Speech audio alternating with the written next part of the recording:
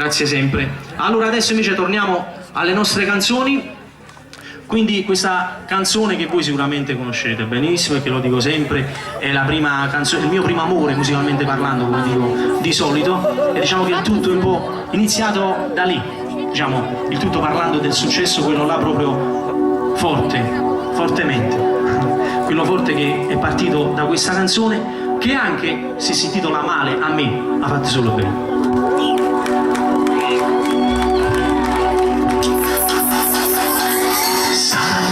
Lasciarti con la testa sul petto,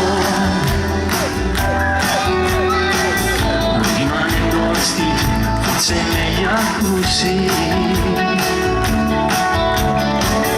Evitiamo stasera di finire in letto, si rimane fuori, ma che spizia c'è sta.